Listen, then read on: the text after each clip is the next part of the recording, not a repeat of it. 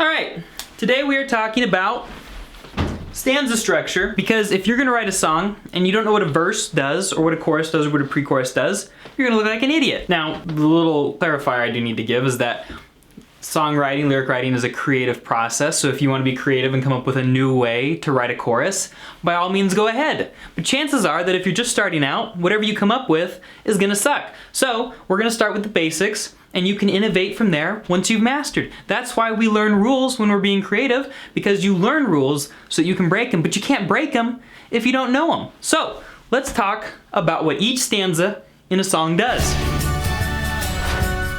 Hey everybody, I'm Clifford Stumpy, the Pop Song Professor. Welcome to my channel where I teach you how to write song lyrics if you suck at writing them. And also if you're good, I'll also help you then. Today we're talking about stanza structure, and the first stanza we're gonna talk about is the verse. The verse is one of the most important, and personally, it is my favorite stanza to talk about or to write because it is about story and it is about detail. When you have a plot in a song, the place that it is most likely to get pushed forward is the verse. The verse is where the story happens, it's where the action happens.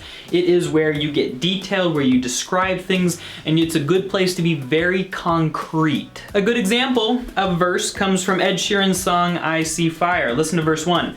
If this is to end in fire, then we should all burn together. Watch the flames climb high into the night, calling out, Father, oh stand by, and we will watch the flames burn Auburn on the mountainside.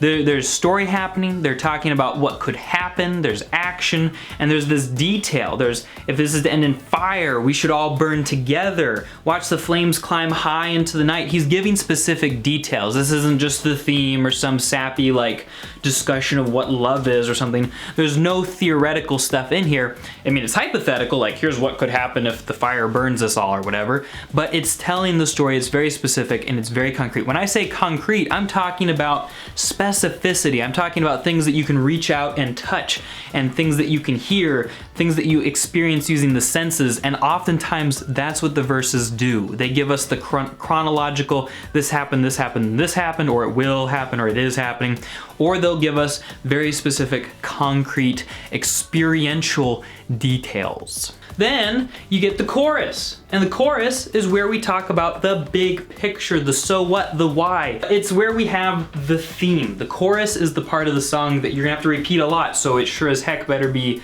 kind of catchy and better not be the worst part of the song.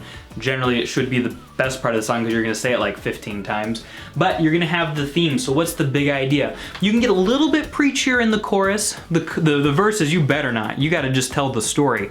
The chorus, you kind of give the overall emotional feeling or idea, and you have the resolution. So if there's conflict or pressure or bad things happening in the verse, you know, how do we make sense of those? What's our response? How does it turn out for the best, maybe, is what we hear in the chorus. Or it's where we just talk about the deeper themes of what's in the song. Listen to what Ed Sheeran does in I See Fire. Now I see fire inside the mountain.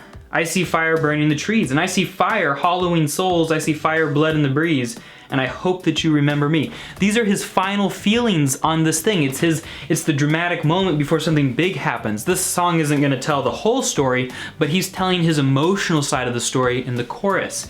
And he is still pretty specific and concrete when he talks about trees and mountains and fire, but he's talking about hollowing souls and I hope that you remember me. These are abstract concepts. These are the bigger pictures of what's happening. It's what the concrete things of the verse mean in the big picture. The pre-chorus, now Ed wasn't kind enough to us to include a pre-chorus in his little song, so I won't have an example for this one, but that's just as well because the pre-chorus really serves the purpose of leading on to bigger and better things, aka the chorus. And that's because it is a transitional element leading into the chorus from the verses. So a lot of times the pre-chorus is going to have a little bit of concrete detail and a little bit of abstract fluff as it leads us from the storytelling of the verse and we kind of get prepared for the feelings of the chorus. This is especially useful if you have a complicated theme, something that's maybe 2 steps removed from the story. The pre-chorus can help you transition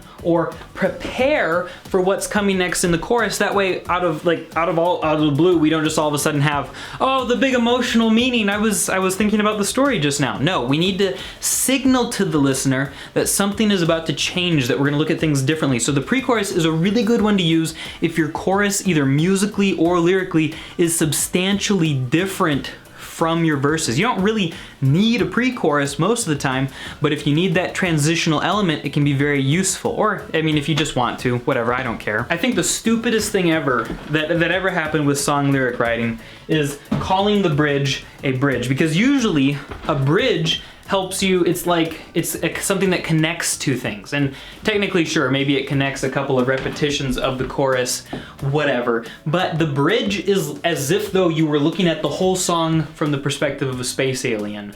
Or as my wife April weirdly calls it, because she's from the Midwest, a space alien. I don't know what's up with that, but I don't care because we're talking about song lyrics. So it's like you're looking at things from a whole new world, all right? Basically, a bridge is your opportunity to do something different and unique. Sometimes that's musically, sometimes that's lyrically. But as far as lyrically goes, if you want to do like a classic bridge, maybe the whole song you've been singing from your perspective, maybe in the bridge you sing from somebody else's perspective.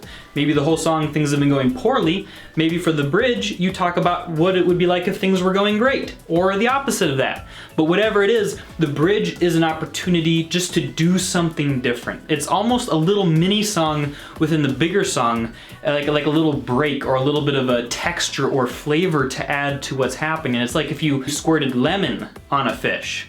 That's what it's more like. So the bridge is an opportunity to spice things up, or I guess in the case of the lemons, sour them up, I don't care. And Ed Sheeran, who is a classic master of songwriting in a very like strong prescriptive way, his bridge in I See Fire goes like this. And if the night is burning, so he's giving this whole new hypothetical. Yeah, like we're gonna try to get our treasure back because it's about the movie The Hobbit with the dwarves and all that. He says, and if the night is burning, so if it's actually screwing up, I will cover my eyes, for if the dark returns, then my brothers will die. They had been talking about how they were gonna go and like succeed and we're gonna give this a shot. Now he's like, well, but if we fail, that's the whole new perspective. And as the sky is falling down, it crashed into this lonely town, and with that shadow upon the ground, I hear my people screaming out. That's just a very pessimistic thing. We thought this song was dark and moody from the beginning. Yeah, well, it just got like, I don't know, My Chemical Romance levels of dark and moody. I hope that I don't have to explain intros and outros to you because, duh, they do what they say they do. The intro is a good opportunity to ease in slowly. You can use like a repetition of the chorus or a couple of lines or something like that to kind of prepare people for things. Totally a stylistic thing and almost completely unnecessary if you don't want to use one. Unless you're saying like, I want to do something really zany. You're taking an audience who's not living in a zany world like you are, you little individualistic artistic person. They are living in, you know, their normal world or whatever. And so sometimes you have to use an intro to kind of just say, all right, you know, here's kind of what's going on, or kind of give the basic idea or the basic premise of the song. It's especially useful if your song's gonna be just a little bit zany. You gotta introduce some of the zane there before you get into those details in the verse. And then there's the outro. The outro is, I don't know, it's more stylistic stuff, and it's just kind of an opportunity, like if you really wanna get out of the song slowly. Other times, otherwise you could just use like a second bridge or a post-chorus or something.